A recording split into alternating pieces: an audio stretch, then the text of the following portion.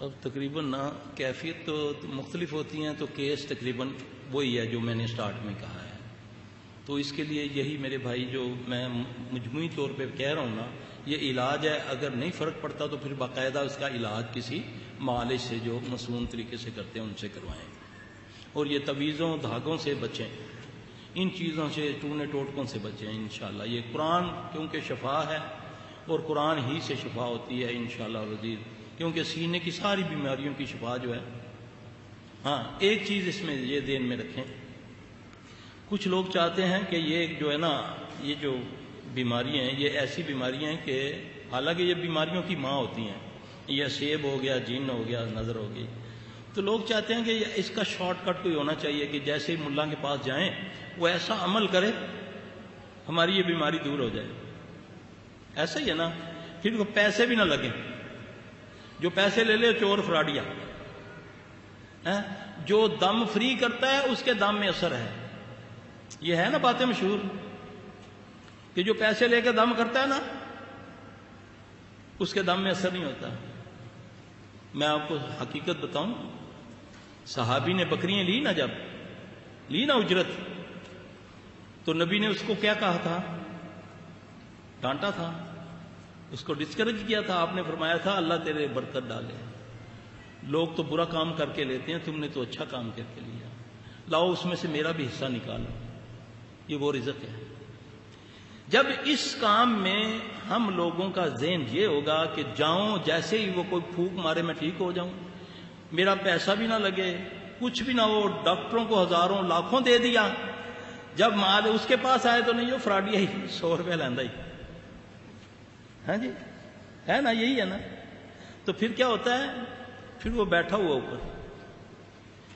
سنت کے مطابق اجرت جائز بھی ہے، معالج کے اوپر ہے، وہ 100 بکریاں بھی لے، نہ بھی لے، 1 بکری لے لے.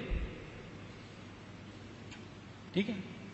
اب اس میں بگاڑ کب پیدا ہوا کہ جب اچھے لوگ اس لائن میں آنا چاہتے ہیں تو لوگ گمان کر لیتے ہیں کہ یہ ہوں سانو کپڑے بھی کولوں دے کرایہ بھی دے ہمیں نا. ٹھیک ہے، یعنی کہ اس پر تو منو سلوا آتا ہے، یا اس کو کوئی خزانہ اللہ نے دے دیا کہ بانٹتا جا. عقل کے اندر سوچو کہ اس کے بھی کوئی گھر میں ہے. میں حقیقت حال آپ کو بیان کر رہا ہوں، کیوں کہ میں نے 16-17 سال فری کام کیا، پیچھے مڑ کے دیکھا کھانے کو کچھ نہیں بچا، بڑا کاروبار تھا.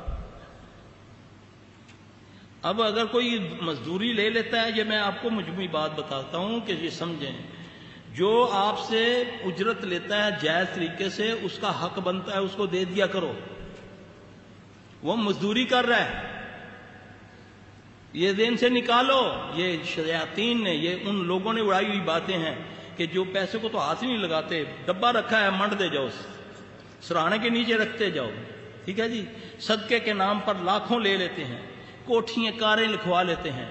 نہیں جی پیر صاحب سے پیسے بھی نہیں لیندے، کوٹھیاں کر کہاں سے کھاتا ہے وہ. یہ بھی ایک ایسی چیز ہے جس سے لوگوں کو بہت نقصان ہوتا ہے. جو آپ کے ساتھ مزدوری کر رہا ہے، آپ کی محنت کر رہا ہے، آپ کے گھر آتا ہے یا آپ اس کے پاس جاتے ہیں، اس کا یاد ہے دیں نا اس کا. وہ کہاں سے کھائے گا؟ یہ بھی ذہن میں سے نکال لیں کہ جو دم کے پیسے لیتا. ہاں جو فراڈ کرتے ہیں، جو آپ سے زعفران منگوا لیا، اتنی فلاں چیز لے آؤ، 2 بکرے لے آؤ، اس کا کوئی تعلق نہیں، ان چیزوں سے کوئی تعلق نہیں. اللہ پاک، میری تو کوشش یہ ہے کہ جو میرے ایکسپیرینس میں آتا ہے میں آپ کو بتاؤں، لوگوں کو پتہ چلے کہ اس کو حق اس کا ضرور دیا کریں، چاہے اس کو 1 روپیہ دے دیا کریں.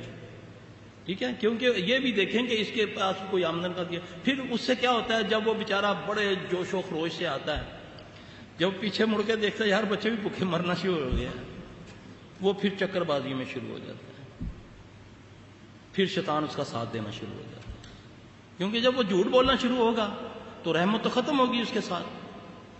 تو پھر شیطان بھی اس کا ساتھ دے گا، پھر ایسے ایسے اس سے کام کروائے گا. پھر ایک دن آ کر وہ جیلی فیڈ بن جائے گا بیچارہ. مصنون طریقہ یہ ہے کہ اس کو دیں اس کی اجرت اگر وہ مانگتا ہے، اور یہ ذہن سے نکالیں کہ یہ بیماری ہاتھ لگاتے ٹھیک ہو جاتی ہے. نبی پاک صلی اللہ علیہ وسلم کے ساتھ وہ عورت آتی ہے، وہ آ کر کہتی یا رسول اللہ صلی اللہ علیہ وسلم مجھے یہ کالا بندہ جب میں نظر آتا ہے تو مجھے دورہ پڑ جاتا ہے.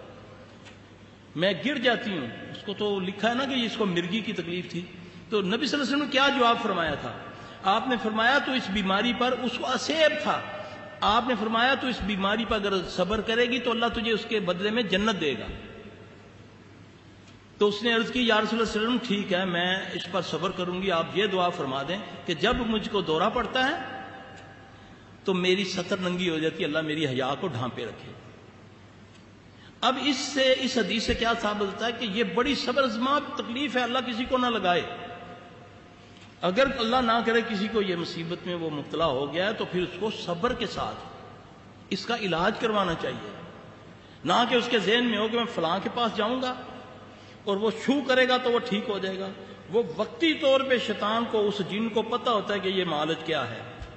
اگر اس کو نہیں پتا تو وہ اپنے چیلوں سے پوچھ لیتا ہے کہ یہ کس چیز سے مرتا ہے, تو وہ اس کو بتاتے ہیں. وہ پھر جھوٹ الٹے سیدھے علاج بتاتا ہے. وہ تھوڑے دنوں کے لیے اس کو چھوڑ دیتا ہے کیونکہ وہ سن رہا ہے, وہ تو آپ کا بھیتی ہے, ساتھ ہے اس کے. پھر تھوڑے دنوں کے بعد وہ پکڑے گا. کیوں لوگوں کو بیچاروں کا اتنا ایمان خراب ہوا ہوا ہے اس لائن کے اندر. اچھے اچھے بندے جا کر نعوذ باللہ شرکیہ حرکات کرتے ہیں, شرک کرتے ہیں کہ کسی طریقے سے ہمارے گھر سے یہ چیزیں دور ہو جائیں. اب شرک تو ہے ہی خباثت. شرک جہاں ہوگا وہاں شیاطین قوت پکڑتے ہیں.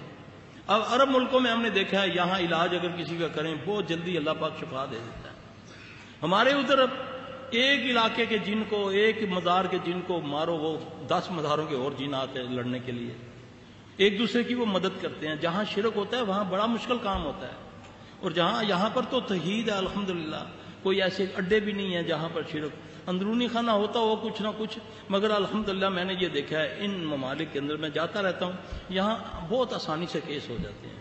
کوئی ہوگا کوئی بہت ہی زیادہ کوئی سخت کیس, ورنہ یہاں جلدی کیس ہو جاتے ہیں ہمارے ادھر انڈیا پاکستان کی نسبت.